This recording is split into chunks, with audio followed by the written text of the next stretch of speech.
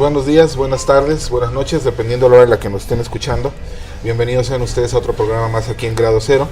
Y pues hoy tenemos el gusto de platicar con la doctora Patricia Rosas Lopategui, que está presentando un interesante libro, yo creo que de mucho tiempo atrás, de trabajo de mucho tiempo atrás, que se llama Diálogos con Elena Garro, entrevista y otros textos.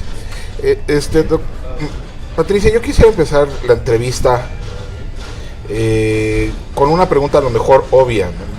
Evidentemente tú has trabajado literatura, sí, pero a mí me llama la atención es cómo tú llegas al trabajo de Elena Garro.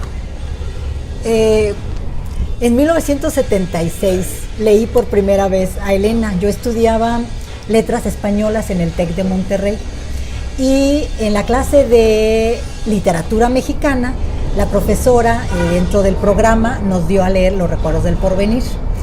En 1976 Elena Garro, en aquel momento yo no lo sabía, Elena Garro vivía los peores momentos del exilio, vivía en Madrid, en el ostracismo total, en el descrédito, en el hambre, etc.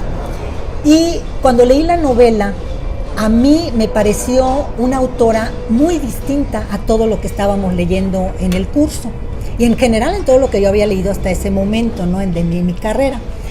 Y me impactó por varias razones. Una, por la crítica tan acerba que hacía al sistema político mexicano. En momentos, la novela se publicó en el 63, yo la leí en el 76, pero todavía se vivía la época superautoritaria del PRI, ¿no? En donde no había libertad de expresión, incluso la literatura estaba también bastante restringida y era muy cauteloso, los autores eran muy cautelosos. Elena me parecía que su crítica era mucho más fuerte, ¿no? Eso, una de las cosas que me impactaron de ella. Otra fue el manejo del lenguaje, obviamente ese lenguaje tan lírico, tan extraordinario, tan singular, que mostraba una cultura muy sólida. Y otra cosa que me llamó mucho la atención de ella era, por supuesto, el manejo del tiempo y la manera en que ella presentaba de una manera fusionados y al mismo tiempo contraponiéndose las dos cosmovisiones que nos forman como mexicanos, que es la cosmovisión indígena y la cosmovisión occidental que nos llega con la conquista española. Entonces, por mencionar tres aspectos que me impactaron de Elena. Y desde ese momento yo puedo decir que Elena Garro se convirtió en mi proyecto de vida. Desde ese momento quise saber quién era, dónde vivía, por qué no sabíamos nada de ella, por qué leímos Los recuerdos del porvenir, por qué estábamos leyendo esa novela magistral en copias fotostáticas, porque la novela estaba vetada, no circulaba. Y se convirtió en mi proyecto de vida desde ese momento. Elena Garro es una escritora polémica, por sí, decirlo menos. Sí. ¿No? Es una escritora que, por lo menos en este trabajo que tú estás presentando, me parece muy interesante, divides dos etapas. Uno, lo que se da antes y durante el 68, que ella se mete con un conflicto con la comunidad intelectual. Sí. Y después del 68, cuando ella ya regresa de España de este exilio. Pero yo creo que hay una tercera fase que sí me gustaría preguntarte antes de meternos a estas entrevistas. ¿Hasta qué grado podríamos decir, porque todo este asunto empieza cuando se une con Octavio Paz, sí, ¿no? Y empieza a producir. ¿Hasta qué grado Elena requería de Octavio Paz y Octavio requería de Elena? Bueno, yo creo que en toda relación matrimonial se establece de alguna manera una dependencia, ¿no? No solo una dependencia emocional, sino también una dependencia intelectual. Pero esa dependencia debe de ser sana, debe de ser una compenetración y unirse, ayudarse para cada uno de manera individual, al mismo tiempo, crear sus propios proyectos artísticos o intelectuales. Aquí lo que sucedió fue que Octavio Paz, que es lo que yo he planteado a lo largo de mis estudios sobre Elena Garro, es que Octavio Paz, como producto de una sociedad patriarcal y machista, cuando se casan Octavio y Elena, Octavio quería que Elena Garro quedara reducida a la esfera privada, ¿no? Que desempeñara el rol de madre y esposa tradicional. Octavio Paz, y está más que comprobado, obstaculizó los proyectos que Elena tenía, que Elena venía desarrollando antes de casarse con Octavio Paz. Elena era conocida como una niña prodigio por el grupo de los contemporáneos, ¿no? Entre ellos Javier Villaurrutia. Fue una alumna brillante de Julio Bracho, cuando ella era coreógrafa del teatro universitario, antes de ella casarse. tenía nombre antes de ella ya casarse. tenía nombre antes de casarse con Paz, y de eso no se habla. Todo el mundo cree que la obra de Elena Garro y que Elena comienza su proyecto artístico intelectual gracias a Octavio Paz y al casarse con Octavio. Pareciera serlo, ¿no? Y es un mito, exacto, porque Elena tuvo una formación clásica sólida en la infancia a través de la educación de familiar, principalmente de su padre. Su padre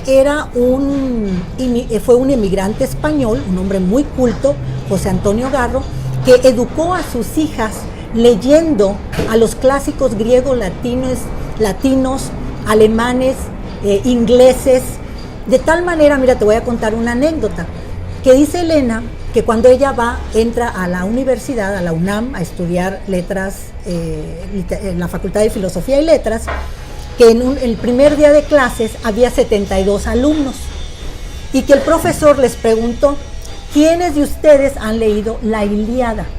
Elena fue la única que levantó la mano.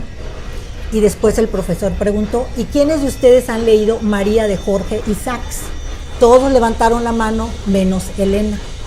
Entonces, esa anécdota ya te revela de dónde viene Elena, ¿no? ¿Dónde viene su formación? Entonces, Elena trae una formación clásica sólida de toda la infancia y de toda la adolescencia, ¿no? Antes de casarse con Octavio Paz, ella era coreógrafa del teatro universitario bajo la dirección de Julio Bracho. Había trabajado con Rodolfo Usigli en el montaje de obras de teatro, y era actriz también. Era bailarina de ballet clásico, había estudiado con Hipólito Sibin, un alumno de Pavlova. Entonces, Elena tenía un proyecto artístico antes de casarse con Octavio Paz, antes de ser novia de Octavio Paz. Entonces, es un mito pensar que Octavio Paz hizo a Elena Garro, pero eso es muy típico de la sociedad patriarcal, ¿no? Aparte de la cuestión mediática de la época, ¿no? Exactamente. Sí.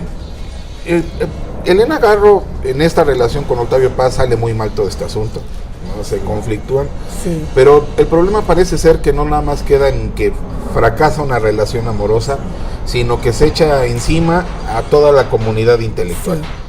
¿No? Se la echa, inclusive la acusan de estar filtrando nombres, ¿no? para el gobierno, ¿no? De intelectuales. Hay una persecución de intelectuales, pero consecuencia pareciera ser, Ajá. no propiamente o sea, la versión oficial es que ella lo hace, pero pareciera ser, ya cuando uno lo lea a la luz de la historia, que Exacto. viene de los pleitos que tuvieron ellos y de las rencillas que se hacen ya después con el grupo más cercano a Octavio Paz. ¿Qué tanto podemos entender eso? Mira, esto es muy importante entenderlo, y hay que deconstruir otra vez mitos. El descrédito de Elena Garro efectivamente va a comenzar porque Elena no se doblega. A pesar de que durante 20 años Elena Garro queda reducida a la esfera privada, porque durante 20 años de matrimonio Elena no escribe, escribe, porque Elena siempre escribió, pero no podía publicar, ¿no? Porque nadie le daba el apoyo. Porque nadie le daba el apoyo, porque nadie quería molestar a Octavio Paz, ¿no? Entonces, Elena, cuando se da a conocer finalmente ya como dramaturga a finales de los 50 y que comienza ya, Elena retoma ese proyecto intelectual que había quedado trunco antes de casarse, lo retoma a finales de los 50, porque ya la pareja Octavio Paz, Elena Garro ya estaban en la separación, ¿no? Pero estaban en la separación porque Octavio Paz tenía el interés, se había enamorado locamente de la pintora italiana Bona Tibertelli de Pisis. Entonces, en ese momento Octavio Paz ya quería el divorcio, ya quería la separación de Elena. Cuando la quiso, cuando Elena quiso divorciarse de él, quiso separarse de él, yo creo que desde a la semana de haberse casado, Octavio nunca le dio el divorcio, ¿no? Siempre la controló y la sujetó. Cuando él ya se enamora de Bona y ya quiere el divorcio, entonces sí hace un divorcio express y se separa, ¿verdad? Se divorcia, entre comillas. Elena se involucra emocionalmente, sabemos, con Archibaldo Burns, ¿no? Entonces ya es la separación del matrimonio, Octavio Paz se va a París con Bona, etcétera. Elena retoma su proyecto, pero no solamente el proyecto literario, sino también el activismo político y social, ¿no? Entonces, Elena es una figura por antonomasia, es una figura irreverente, es una verdadera figura, una verdadera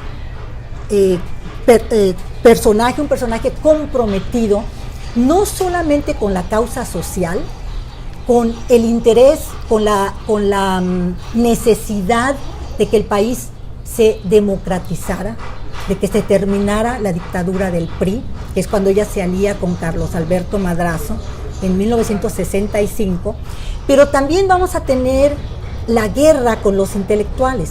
La guerra de Elena con los intelectuales comienza, yo creo que desde antes, igual antes de conocerse con Octavio Paz. Elena era anarquista, Elena era una gran admiradora de los hermanos Flores Magón, ¿no?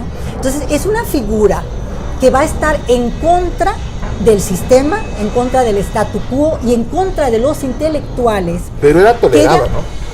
Era tolerada cuando se une con Octavio.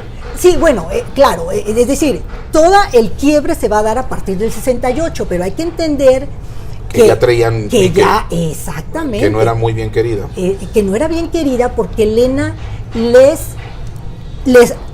los ponía en evidencia, ¿no? Decía, todos estos intelectuales que reciben prebendas del gobierno, porque todos estos intelectuales, tú lo sabes y podemos revisar nuestra historia cultural, muchos de nuestros escritores han sido diplomáticos, o sea, trabajan en la diplomacia. Octavio venía de la India, los 68. Exactamente, claro. No, y Octavio Paz comienza su carrera en la diplomática ya, de alguna manera, al servicio del Estado, desde 1944. Aunque ¿no? En el 68 parece que hay una ruptura cuando regresa de la India y que renuncia al cargo de embajador. Pues no renuncia, ese es otro mito, porque Octavio Paz no renunció nunca a su carrera diplomática.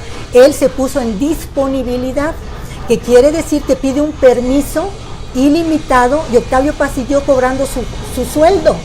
Y Octavio Paz esperó a cubrir el número de años necesarios dentro de la diplomacia para poder jubilarse. Entonces, ese es otro mito que crearon los intelectuales al servicio del Estado. O sea, nunca en realidad renunció. Entonces, la guerra de Elena con los intelectuales es porque ella decía, todos los intelectuales están de alguna manera al servicio del Estado y por eso no hacen la crítica que se debería de hacer al sistema. Y ella sí la hacía. Y esta crítica al final no le terminó saliendo más caro el caldo que las albóndigas, es decir, a ella le crearon una reputación de histérica, sí, claro, de traidora, de manipuladora, de lo peor que podríamos hacer. Sí.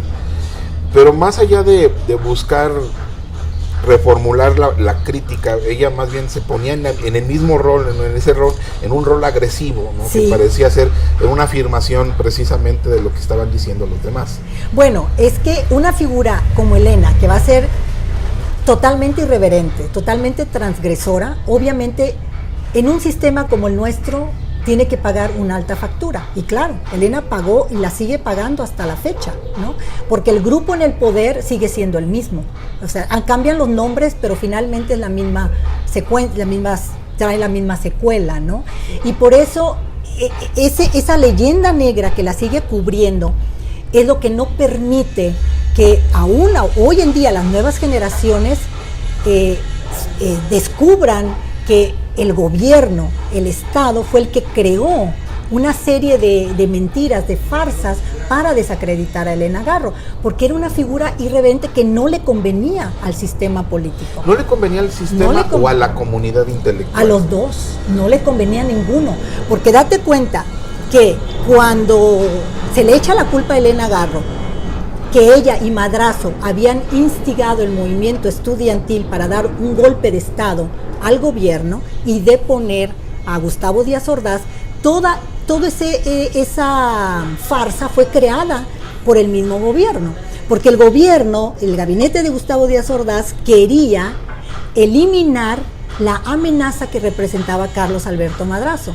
que estaba a punto de formar un nuevo partido político, que realmente le iba a hacer la oposición al PRI. Elena era madracista, Elena formaba parte de la planilla de Patria Nueva, ¿no?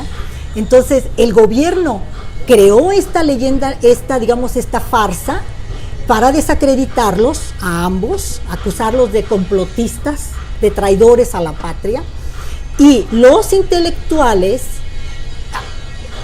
coadyuvaron a esta farsa, ¿no? O sea, no les convenía ni a los intelectuales al servicio del erario. ¿A cuáles intelectuales me estoy refiriendo? A los orgánicos, ¿no? Pues a los orgánicos, exactamente, porque ellos son los que han recibido, si tú ves cuál es la tradición en nuestra cultura, quiénes son los embajadores de México que han representado tradicionalmente, son escritores la mayoría, los que van a las embajadas, ¿no? O los que nos representan en las secretarías de cultura, de educación, etcétera, o los que trabajan, los que dirigen los suplementos culturales, los que dirigen las revistas literarias. Es el grupo con el poder. Ahora, en esta parte de la historia es interesante leer tu libro, el primer volumen, porque sí, tú recopilas, yo creo que este trabajo no lo hiciste, eso ya viene de todo lo que tú has hecho toda tu vida, sí, no creo que lo hayas juntado ni en 5 años, no, eso no sale así. No sale así. Y pero me parece interesante porque presentas varias entrevistas, por ejemplo, que le hicieron muchos de esos intelectuales, sí, orgánicos a ella, sí, ¿no? En donde en algunos casos sí se puede ver así como que la mala leche en las preguntas, ¿no? Sí. La mala intención, sí, aunque creo que sale bien librada. Sí, ¿no? Ella se libraba siempre muy bien, sí. Ahora, muy brillante. La mandan, ella cuando sale este conflicto se va a España, ¿no? Sale primero a Nueva York. A Nueva York, uh-huh, y luego a España, ¿no? Exacto, primero a Nueva York, porque ella se va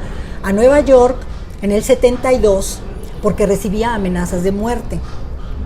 Se va en el 72 a Nueva York y pide asilo político, pero se lo niegan. Y por eso es que se va a Madrid, porque le niegan el asilo político. Pero Madrid sí se lo otorga. En Madrid le dan la nacionalidad española. De hecho, Elena Garro nunca tuvo la nacionalidad mexicana. Es absolutamente increíble que nuestra mejor escritora, desde mi punto de vista, del siglo XX, no haya sido nunca mexicana, ¿no? Porque por ley, sí, en el caso de Elena, como su padre era español, automáticamente ella era española. Y tenía ella al cumplir, creo que en aquella época era creo que al cumplir los 21 años, ella tenía que haber solicitado la nacionalidad mexicana. Pero como se casó con Octavio Paz antes de llegar a la mayoría de edad, que era 21 años, ella pensó que ya al casarse con Octavio Paz y con el pasaporte mexicano, ya en automático adquiría la nacionalidad mexicana, pero no fue así. Entonces, ella, cuando se va a España, allá hace todo, arregla toda la documentación y le dan la nacionalidad española.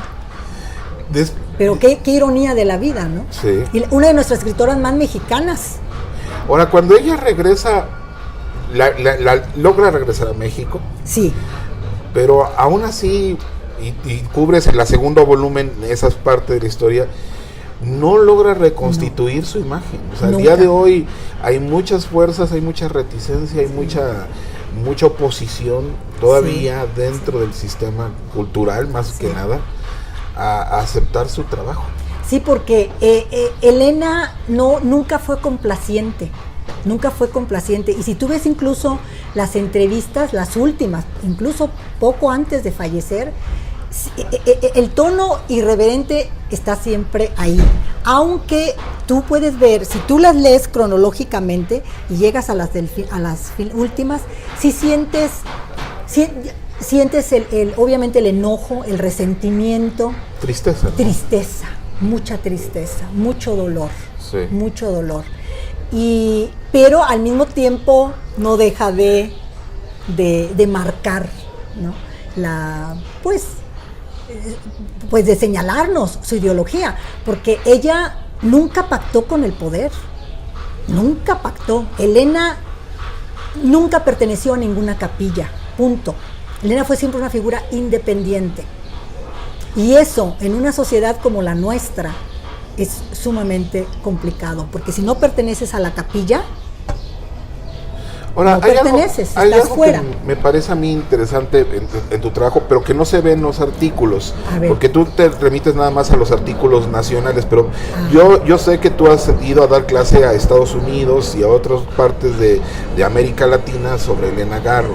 Bueno, América Latina no he tenido la gran oportunidad.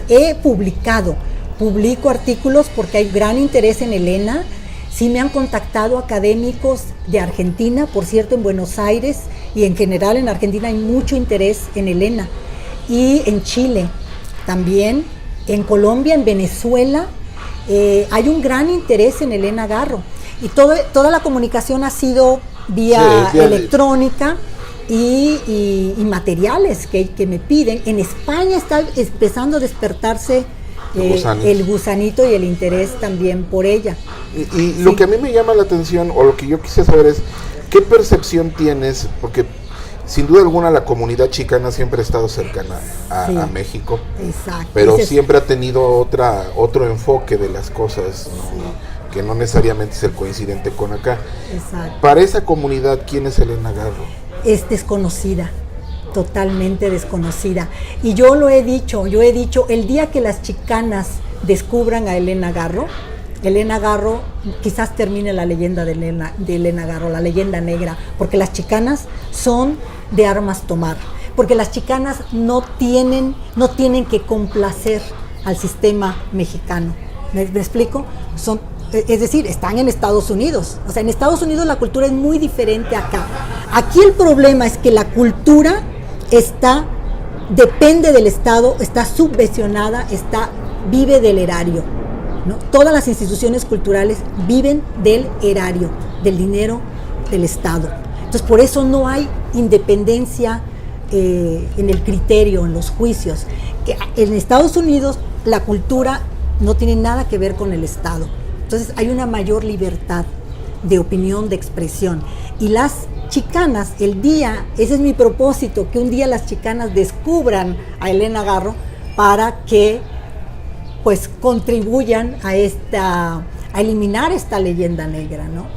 ¿Y hoy por qué piensas tú que hoy no sería publicable? O sea, ha habido intentos de reedición de Memorias del Porvenir, ¿no? Sí, bueno, esa es muy buena pregunta. Es que Elena está desde el centenario, yo podría decir desde el 2016, se ha estado reeditando la obra de Elena Garro, ¿no? La reeditó el Fondo de Cultura, varias otras editoriales la están reeditando, pero ese no es el caso.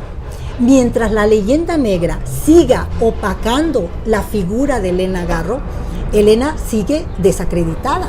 Mira, a mí me toca que en las redes sociales un comentario que haga alguien positivo, acabo de leer Los Recuerdos del Porvenir, qué novela, qué fantástica escritora, inmediatamente alguien comenta, pero ¿cómo puedes estar leyendo a Elena Garro? Fue la traidora, acusó a los intelectuales, es la culpable de la masacre de Tlatelolco. Hay una desinformación absoluta y total. Pero ¿no crees tú que hoy, por ejemplo, veo a las mujeres hoy, a las jóvenes mujeres hoy, las veo en una lógica mucho más emancipatoria, mucho más muy aguerridas.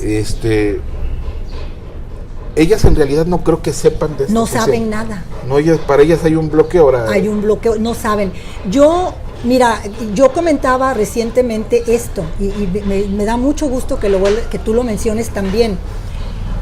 Yo estoy realmente maravillada de que estas jóvenes feministas vengan realmente sin concesiones a nada y con un criterio amplio y decisivo a defender sus derechos.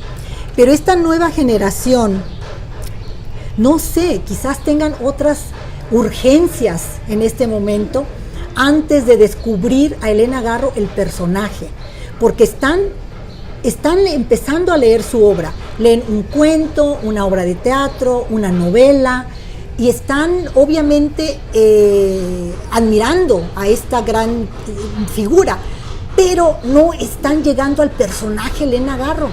No quieren, no sé, no les interesa, no quieren saber quién fue esta mujer. Elena Garro no es nada más Los recuerdos del porvenir. Elena es un personaje, es un ícono de nuestra cultura. Es por antonomasia una escritora transgresora en todos los sentidos, en todos los campos, en el feminista, en el político, en el social. Para mí no hay otro escritor ni escritora que se compare a Elena Garro, ¿no? Es una escritora multifacética en todos los sentidos. Entonces, estas feministas, espero que muy pronto lleguen al personaje Elena Garro. Ahí están mis trabajos. Yo me he dedicado a escribir vida y obra de Elena Garro precisamente para ellas, para ellos, para todos ustedes, para las generaciones por venir, ¿no?